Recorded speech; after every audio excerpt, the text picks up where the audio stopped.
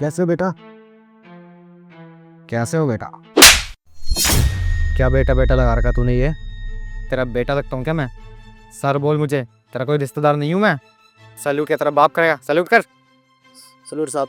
तुझे क्या सर ही दिख रहे हैं खड़े हुए यहाँ पे? मैम नहीं दिख रही तुझे खड़ी हुई? मुझे कौन सल्यूट करेगा? चल सल्यूट कर। Salute madam.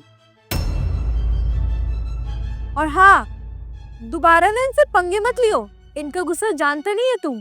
ये अपनी पे आए ना तो तुझे नौकरी से निकलवा देंगे, फिर खाता फिर दर दर की ठोकरें। आया बड़ा। साहब मैं ऋतिक साहब को भी मैं बेटा कहके ही बुलाता हूँ साहब, यहाँ तक कि वो मुझे खुद कहते हैं आप मेरे पिता समान हो, आप मुझे बेटा ही बोला करो, इसलिए मैंने आपको भी बेटा बोल दिया। अब गलती होगी, आगे से नहीं होगा साहब। तू होगा किसी का सगा, किसी का बेटा या किसी का बाप। ऋतिक सर तो पागल हैं, उनको तो पता ही नहीं क्या लिमिट रखनी होती किसी के साथ, कितना डिस्टेंस रखना होता है, किसी को भी रिश्तेदार बना लेते हैं। पर मेरे तेरे को पता ही है, नौकरी से निकलवा दूंगा।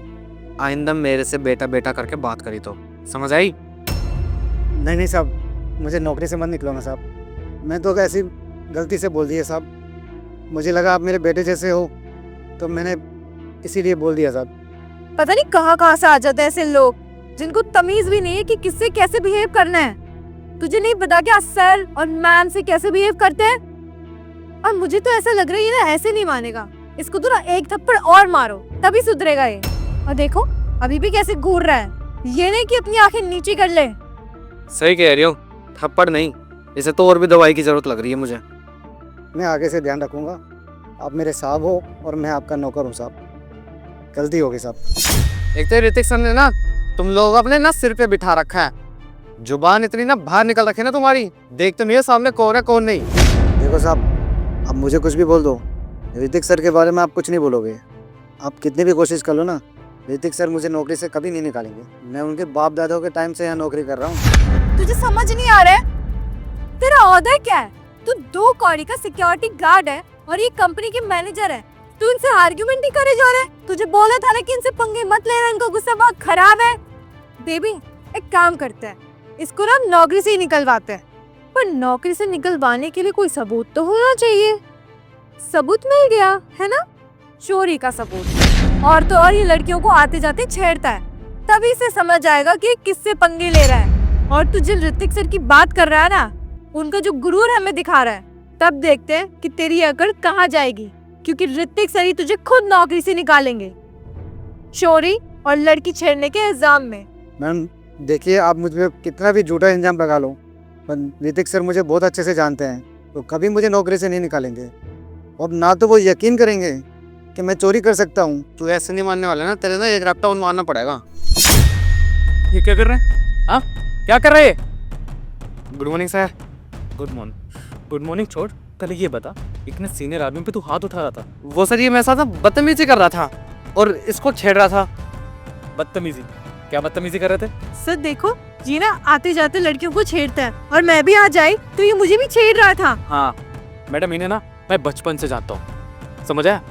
ये मेरे बाप दादाओं के टाइम से काम कर रहे हैं और तुम बता रही है छेड़ रहे हैं? अरे शर्म आनी चाहिए। और वैसे कौन है लड़की? दोस्त है मेरी। दोस्त?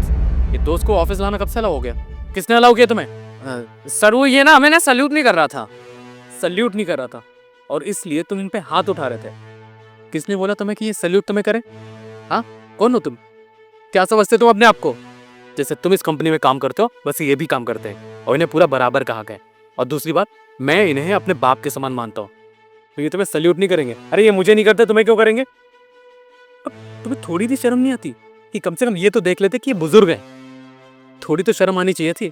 और वैसे तुम्हारे पिताजी और तुम्हारे पिताजी क्या करते हैं?